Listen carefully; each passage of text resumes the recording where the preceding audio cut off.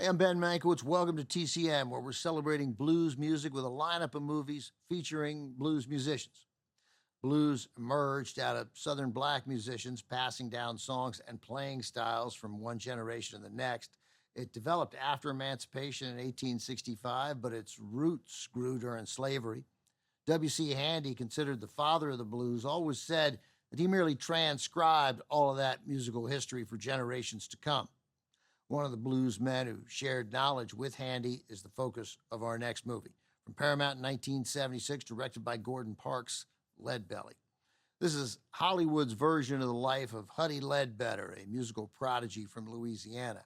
When he wasn't doing time, whether he committed the crimes or not, he was recording and performing folk and blues classics like Midnight Special, Pick a Bale of Cotton, and Black Betty.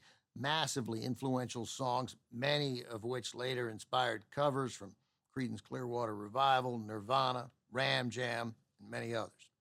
Plans to make a film about Ledbetter's life began in the 1960s when his widow sold the story rights to screenwriter Niven Bush.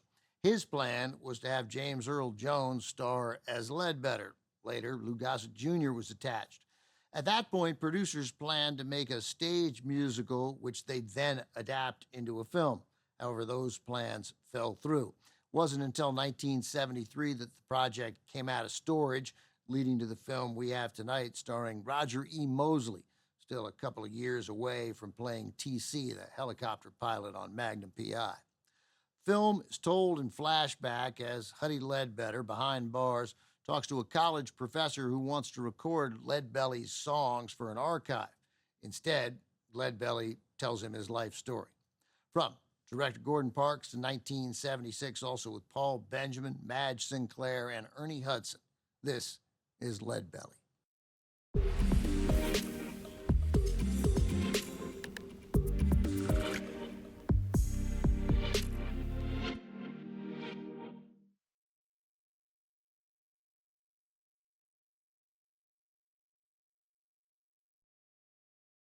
Despite good reviews and a strong performance by Roger E. Mosley, Leadbelly did not do well at the box office in 1976.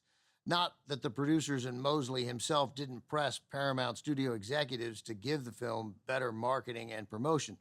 Problem there was timing and studio politics. Between the time shooting on the film was completed and its release, a management shakeup at the studio disrupted plans. As often happens in Hollywood, when studio bosses change, new execs want little to do with films greenlit by their predecessors. So Leadbelly got limited promotional support from Paramount and was pulled from theaters quickly. Roger E. Mosley called Leadbelly his favorite film of the 24 he made throughout his career. Today, Mosley is certainly best remembered for playing Thomas Magnum's helicopter flying pal, TC, on the long-running television series Magnum P.I. Mosley was also a director, and he ran his own theater called the Watts Repertory Company in the Los Angeles neighborhood where he grew up. Mosley died from injuries sustained in a car accident in 2022 at the age of 83. He had 3 grown children, one of whom wrote beautifully about their dad on Facebook after his death. "We could never mourn such an amazing man. He would hate any crying done in his name. It is time to celebrate the legacy he left for us all. I love you, Daddy. You loved me too. I will care for Mommy, your love of almost 60 years. You raised me well, and she's in good hands. Rest easy." Coming up, our Night of the Blues continues with what some people call a musical noir. Priscilla Lane stars in Blues in the Night, next on Turner Classic Movies. Next on TCM, Blues in the Night, then Pete Kelly's Blues, and later, A Lady's Morals. TCM takes the high road tonight.